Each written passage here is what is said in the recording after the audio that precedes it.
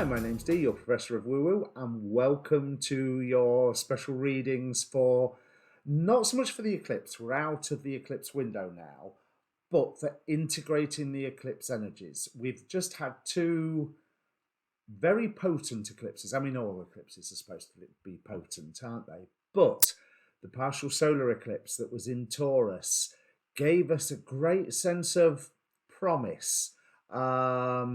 Not so much here's what you could have won, but here's what you can win.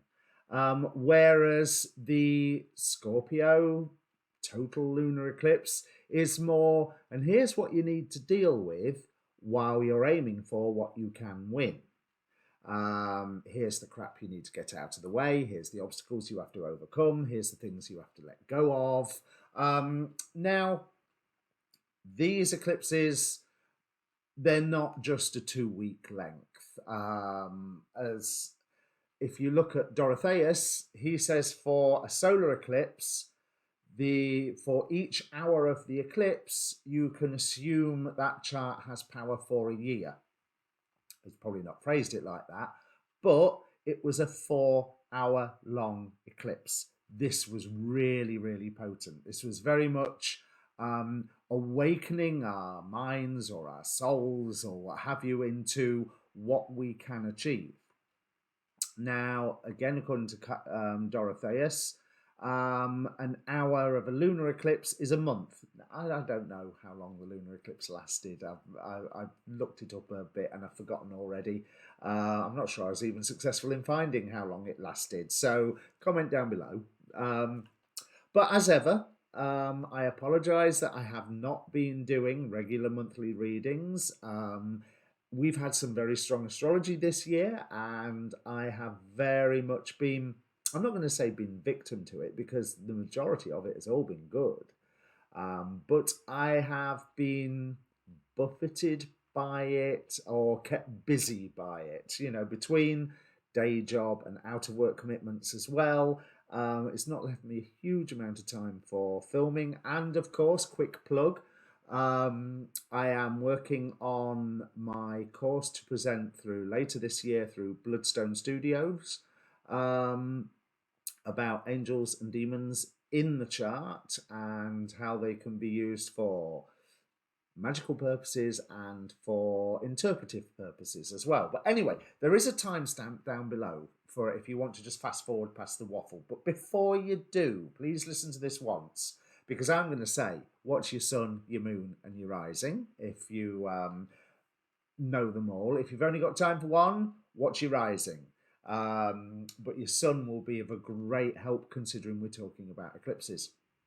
Ask a question prior to the reading. You'll have enough warning when I stop waffling. But take a moment, think about all of the questions or issues that surround you at the moment, and ask a question. But be aware of all of those questions, because the cards will answer what they please and not necessarily what you or I think is the most important one. But focus on one of the questions because it gives energy to the process. And the more, energy in, energy out. So obviously all that good YouTube stuff, like, share, subscribe if you like it. I'm trying to think if there's anything else that I need to say. Oh yes, the other thing that kept me away from the readings was studying my astrology and learning the astrology, which, still working on that. Got distracted by angels and demons, so still working on my basic astrology. But as you can see from my bi-weekly videos with David, I'm getting there. Another 6 years, I'll be fine. Can't think of anything else. Please do comment down below if you've already had an effect from these eclipses. And so I will bring the readings up. So here's your timestamp, and we'll shoot. So it's the same intro for all of them. Next time you watch this, fast forward through it and just go to the timestamp if you watch your more than one reading. All right, see you in a moment. Okay, Libra, just like Aries, these eclipses happened in your 2nd and 8th houses. So resources, your 2nd house of your resources, 8th house other people's resources. 8th house is what is hidden, what is occulted, But interestingly, it was the solar eclipse that was in your 8th house. So the promise of what there is to come, or what can be possible, was hidden and was occulted. And that figures, well, was revealed from what was hidden. That figures with what we have crossing you here is the Ace of Cups with the Six of Cups. Now, what that's telling me is that there is some form of dream or love that is related to past stuff. You know, maybe it's related to your family upbringing or something you decided on as a child or what have you. It's in your way. It's with it crossing you. I think it's a dream that's it's no longer relevant. It's no longer suitable for you. Bear in mind, this isn't something that's been revealed by the eclipse. I think whatever this dream that's been standing in your way has been part of your life for a long time. Again, with that Six of Cups vibe. But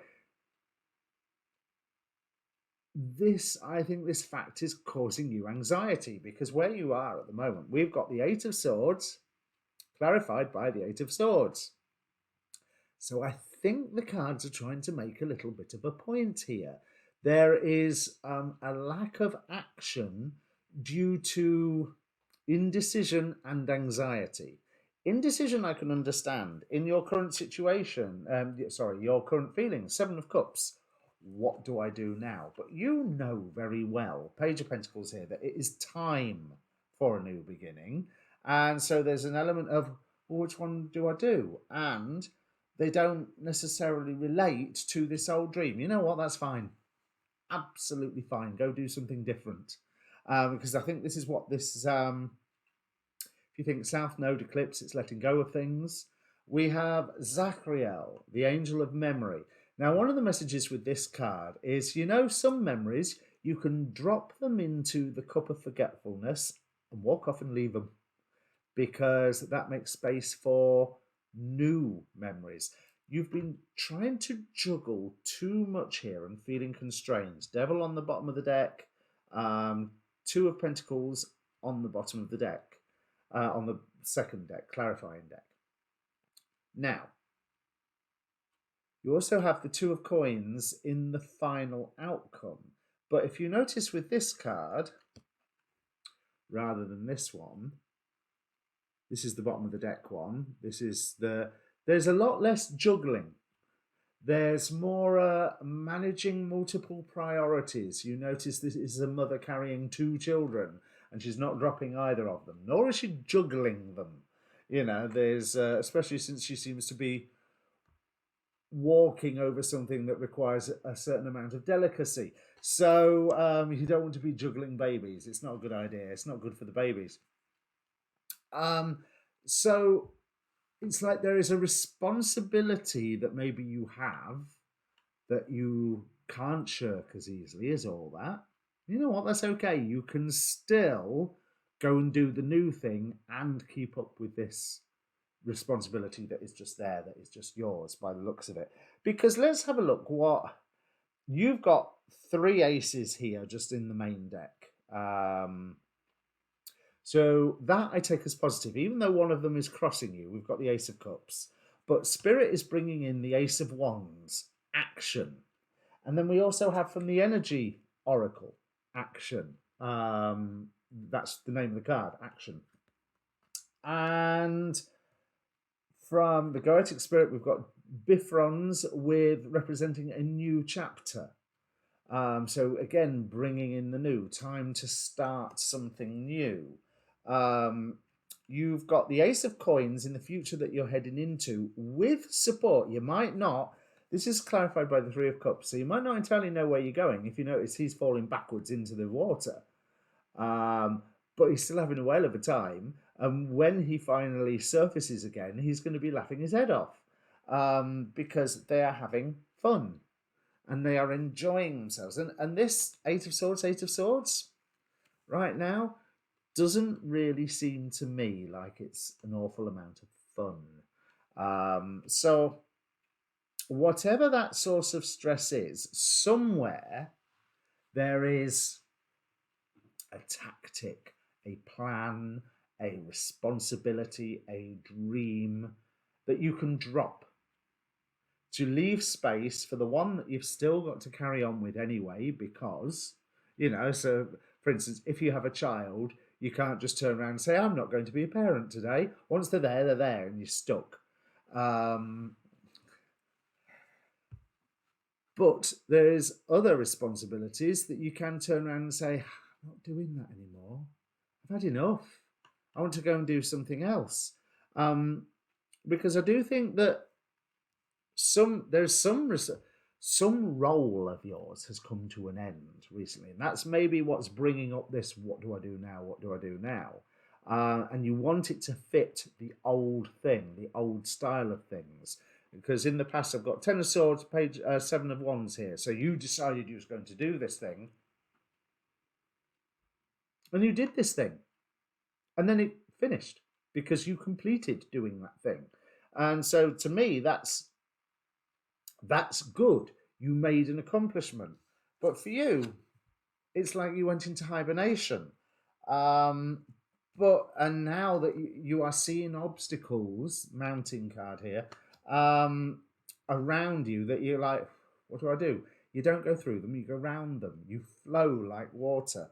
Because I do feel that there is information that will come to you from somebody around you, someone wiser, maybe of a legal mind, or if not legal, very good at, if not legal, they are a Virgo, or they are a computer programmer, or they're talented at spreadsheets, or they're able to segment and analyze data and be able to go step 1, step 2, step 3, step 4. And I think they encourage you to do something which looks to me like a good idea. And despite the fact that you think that this person would not know how to enjoy something, what they suggest to you gives you an immense amount of enjoyment, with this Ace of Coins, 3 of Cups coming up. New chapter, action. There's a matter of shake it off. Whatever it is, whatever that anxiety is, and it's coming from you of having had to juggle multiple things. You can let go of a couple of things that you're juggling. Obviously, some of the things that you were juggling you can't let go of, but that's fine. That's fine. But there's also the fact that there's this role that has come to an end and you completed it, and there's this sense of, now what do I do? Because I was really good at that. Yes, but you won, or you completed it, or you finished, or, whatever you set out to do, you accomplished it. And therefore, you can't go and accomplish it again because it's already accomplished. And then there's this magic stream card, which, if I remember correctly, says something really nice. Let's have a look. 18.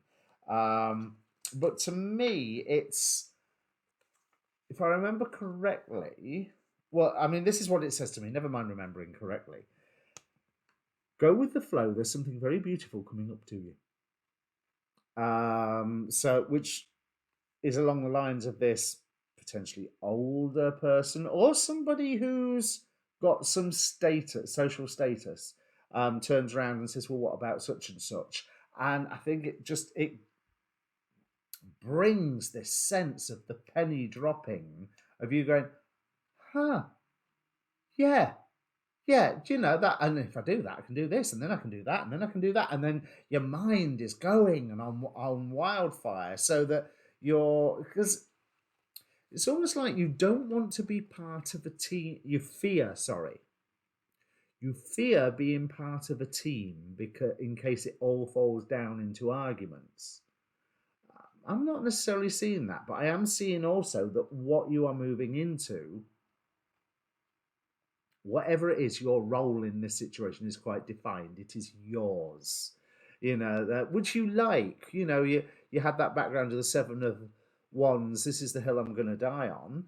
is what I say about the Seven of Wands, but it's also meeting your peers. But on this particular card, the hill you're going to die on, but the important thing is it's my hill, mine. You know, you can take that ownership of it. Let's have a look. Magic stream. Every experience you have seems to have its own life story with a beginning, middle, and eventually an end. However, there is danger in seeing events as separate from one another, since in fact they are all part of a continuity in a greater evolution. Like an ever-flowing magic stream, your experiences filter through the whole world, one leading into another, informing and influencing still more. Inspiration, invention, and revelations rarely come to just one person. The collective awareness is a shared storehouse of potential. When you remember you're a part of the fluid continuity of life, you become a channel for that great inspiration. Allow the magic to flow through you and carry your dreams into reality. Your success will benefit many. That's a nice thing. Not where I was going to go with that, but it backs up this fact of you're considering all these options of what do I do next, and is it like what I used to do, and can I cope with doing that again anyway? You don't need to. Go and do something new. This is new chapter time. Because that Two of Coins has the Six of Wands with it. Victory. So you are adhering to your responsibilities that you cannot drop, but you have managed to drop the ones that are confusing you, or that you had a loyalty to beforehand, which was, I'm not going to say it was misplaced. It was probably fine at the time, but it's just no longer relevant. You know, like I said, that you can't accomplish something twice. You've already done it. Why do it again? That's actually quite, with that mountain, that's talking about going with the flow, as with the magic stream card in my eyes as well. But I love that magic stream. There's something being brought to you, and the fact is that I think what you need to do first is shed a few responsibilities so that you have the space for the new ones to come in. I also don't know why I keep saying the word responsibilities, but there's this sense in here that you've stepped up before and you want to step up again, but where, how? If that makes sense, there's it's not just that you want to do something. You want to do something with meaning, but you also don't want to necessarily get bogged down in the politics of it and get bogged down with lots of people saying, but we need this and we need that and we need the other. You just go and do your thing, which contributes to that greater whole. Someone is coming along saying, you know, you've got the strength to do such and such. And what they say to you, it's probably going to sound like a hell of a challenge. Now, if it sounds really simple and really easy, now to stop you doing it, but that's not the one where you'll get the fulfillment. It's the one where someone goes, you should do this, and you think, really? And there's like disbelief and anticipation and excitement and oh God, can I? And well, there's only one way to find out. So that's what I call the reading. There's only one way to find out. Yeah, that's everything that's here, Libra. So that was a shorter one compared to particularly to Cancer. Cancer just went on forever. Let's pull you an angel to see if right. So we have Two of Swords, Aniel, breaking the circle, lifts opposing barriers and brings victory. That's quite interesting, considering we start this starting point of the double Eight of Swords.